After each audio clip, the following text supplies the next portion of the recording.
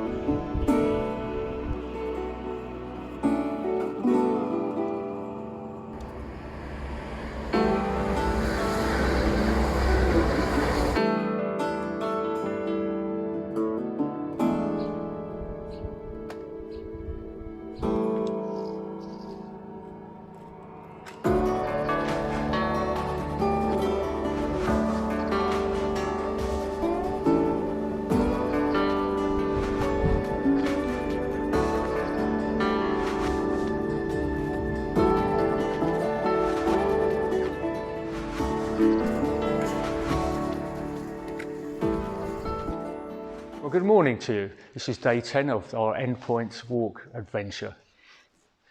A couple of days ago we left Sawton Tor in Dartmoor, and we headed along the edge of Dartmoor, where we eventually ended up in North Taunton, courtesy of the rugby club, who kindly allowed us to put our tents up there, which meant an awful lot to us, and we're very, very grateful to them. Yesterday we left there and headed along a lot of the Tarka Trail, and we ended up in South Moulton, where we stayed the night at a riverside campsite there. We're presently sheltering in a church in Twitchin, as it's quite inclement weather outside, so we thought we'd just come in and grab ourselves a quick coffee, warm up, and ready for the next part of our walk, which is going to take us on to Exmoor, and we're really looking forward to that because the weather's improving, and we're hopefully to get some fantastic sights, which we've really had in the last few days. Okay, it's been inclement and things like that, but it hasn't spoilt the journey by any means. What's been fantastic is the feedback. Last week I mentioned about CPR and the opportunity to have a look and learn within 15 minutes using the British Heart Foundation webpage. We've had some really positive feedback that a number of you have done this and have spent the 15 minutes of your time, which is really good. It's important to understand that cardiac arrest can happen to anybody at any time and anywhere. And one of the questions some people have been asking is that they were fearful of hurting the individual.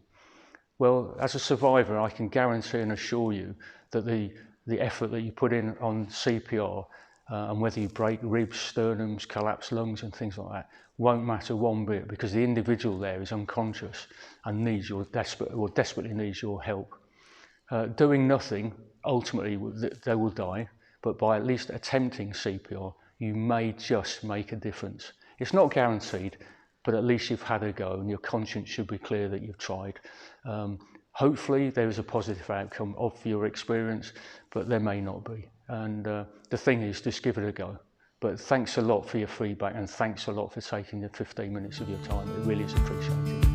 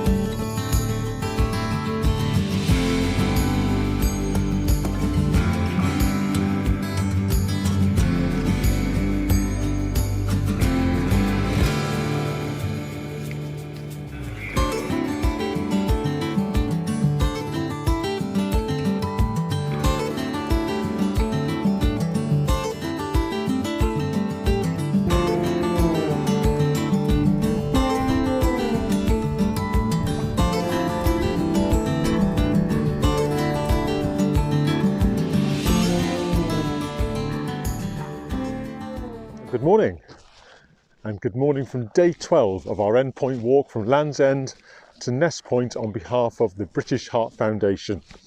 Firstly, thank you very much indeed for people who have donated. To date, we are now close to £3,000, £500 up from when I last spoke to the camera regarding donations being made. So thanks ever so much for your generosity. Really, really appreciated.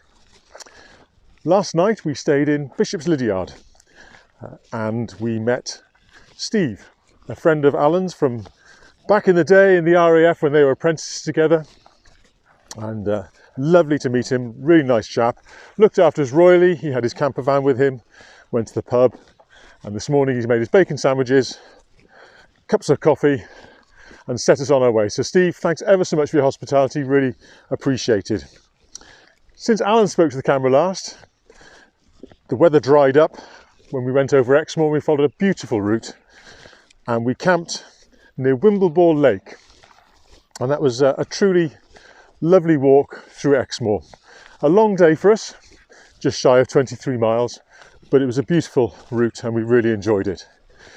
Yesterday was a fantastically dry day and we've had our share of wet weather, but yesterday, walking into Bishop's Lydiard via Wiveliscombe, where we were once again wowed by the generosity of the people of Wiveliscombe, people giving us cash donations.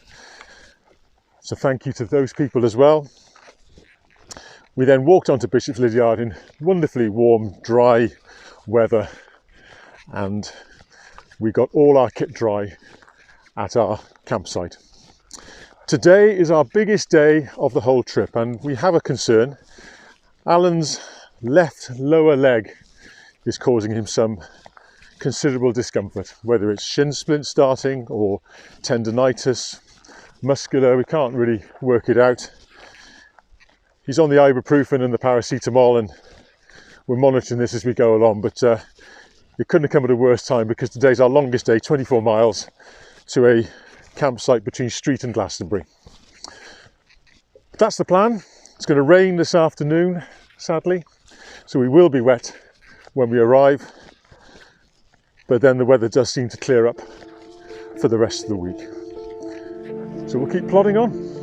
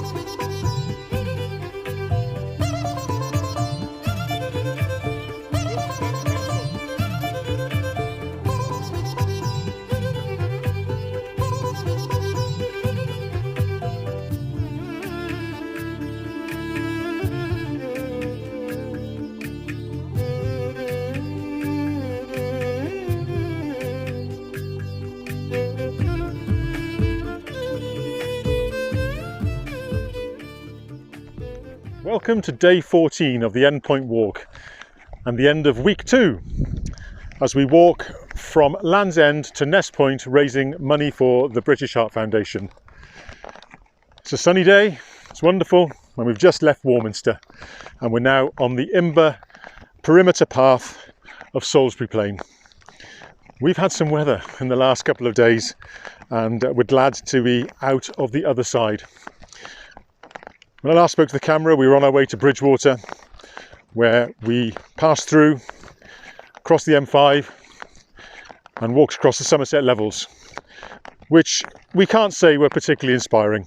The footpaths didn't work, we stuck to road, that added distance to the day, and to cap it all, a band of rain came through that absolutely soaked us. No waterproofs could have kept you dry on that day. And by the time we got to Street near Glastonbury, we were wet through, got into our tents, soon got warm, and the rain stopped overnight.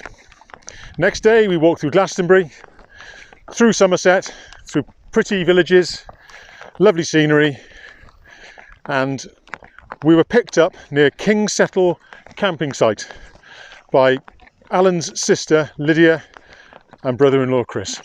Lydia and Chris, thanks ever so much for everything you did. They took us back to their home. We were royally looked after, fed, watered, lovely bed to sleep in, and then brought back to Kingsettle so we could carry on our journey.